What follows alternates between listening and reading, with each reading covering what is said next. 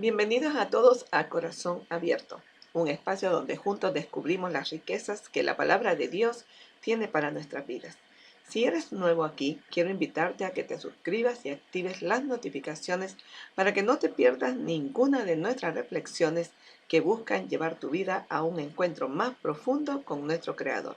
Que el Espíritu Santo te acompañe mientras caminamos juntos en este tiempo de reflexión. Hoy nos sumergimos en un pasaje profundo de la primera carta de Pedro, capítulo 2, versículos 10 al 17. Este fragmento no solo nos llama a reconocer nuestra identidad en Cristo, sino que nos desafía a vivir según esa identidad con amor, respeto y una conducta irreprensible que glorifique a Dios. A veces, en medio de las dificultades y en un mundo lleno de incertidumbre, nos olvidamos de quiénes somos realmente como hijos de Dios. Pero Pedro, en su sabiduría, nos recuerda la belleza de nuestra salvación y la responsabilidad que conlleva ser parte del pueblo de Dios. Hoy quiero que juntos exploremos lo que este pasaje nos dice acerca de cómo debemos vivir como sus hijos y cómo a través de nuestra actitud y comportamiento reflejamos al mundo la gloria de aquel que nos llamó de las tinieblas a su luz admirable. En la reflexión anterior mirábamos en Primera de Pedro 2:9 cómo el Señor nos trae de las tinieblas a la luz. En los versículos mirábamos que Pedro nos decía que somos linaje escogido, real sacerdocio, nación santa, pueblo adquirido por Dios. Es un recordatorio de la maravillosa transformación que Dios ha hecho en nosotros. Antes de conocer a Cristo, estábamos en las tinieblas, alejados de su gracia y sin esperanza. Pero ahora en Cristo somos parte de su familia, llamados a vivir con propósito y en su luz. Esto es un honor, pero también una gran responsabilidad. En Primera de Pedro 2:10 vemos cómo debemos de vivir como hijos de Dios. Pedro nos recuerda quiénes éramos antes y dice, no erais pueblo, pero ahora sois pueblo de Dios. Esta frase es tan poderosa porque nos hace recordar que nuestra identidad no está definida por lo que éramos antes, sino por lo que somos ahora en Cristo. No debemos vivir bajo la sombra de nuestro pasado, sino caminar con la confianza de que hemos sido llamados a ser su pueblo, un pueblo que refleja su gloria. Ahora, ¿cómo debemos vivir como pueblo de Dios? La respuesta está en los versículos siguientes, donde Pedro nos llama a vivir con santidad, a apartarnos de las viejas formas de vivir y a reflejar la luz de Cristo a través de nuestras vidas. Ser el pueblo de Dios no solo significa ser llamados por su nombre, sino vivir conforme a su voluntad, mostrando al mundo el cambio que ha ocurrido en nosotros. Miramos que nuestra conducta cristiana en la sociedad, ustedes pueden verlo en los versículos 11-12 de esta primera carta de Pedro, en su capítulo 2, donde Pedro nos insta a abstenernos de los deseos carnales que batallan contra el alma.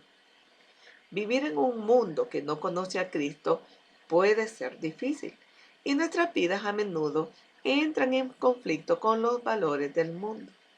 Sin embargo, como cristianos debemos ser diferentes. Pedro nos llama a vivir vidas puras que reflejen la santidad de Dios.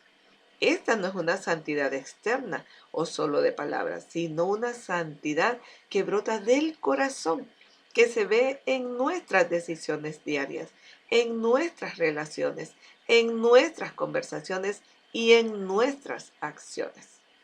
Además, Pedro nos dice que nuestra buena conducta ante los demás puede llevarlos a glorificar a Dios. A veces pensamos que nuestras acciones no tienen impacto, pero este versículo nos recuerda que, incluso en medio de un mundo corrupto, nuestra forma de vivir puede ser un testimonio poderoso del amor de Dios. Seguimos viendo entonces en los versículos 13 y 15 el sometimiento que nosotros debemos de tener a la autoridad. Uno de los desafíos más grandes en la vida cristiana es aprender a someternos a las autoridades que Dios ha puesto sobre nosotros. Cuéntame aquí, ¿cómo te va a ti? ¿Te cuesta someterte a las autoridades o no? Espero que no. Pedro nos insta a estar sujetos a toda institución humana por causa del Señor, ya sea el gobierno, los líderes en la iglesia o incluso nuestros empleadores. Debemos respetar la autoridad que Dios ha establecido. Y ustedes saben muy bien que el Señor dejó un claro ejemplo cuando le hicieron una pregunta donde pensaron que lo iban a agarrar, ¿verdad? En curva, como decimos nosotros. Cuando le dice de que a quién debían adorar, ¿verdad? Si al César o a Dios. Y él pidió una moneda. Y le dijo de quién es la figura que está acá. Y le dijeron del César. Pues da a César lo que es del César y a Dios lo que es de Dios. ¿Sí? O sea, de que el Señor nos está dando un claro ejemplo de que nosotros debemos de someternos a las autoridades terrenales que están establecidas. Y Él lo hizo. Esto no significa que estemos de acuerdo, por supuesto, con todo lo que se haga, pero sí implica que reconocemos que Dios tiene el control y que al someternos a las autoridades estamos honrando a Dios. Espero que entendamos esta parte. Vivir de esta manera, con respeto y sumisión, es una forma de testificar del reino de Dios. El mundo puede ver en nuestras actitudes hacia la autoridad un reflejo de nuestro compromiso con Cristo y nuestra actitud puede ser un medio para que otros lleguen a Él.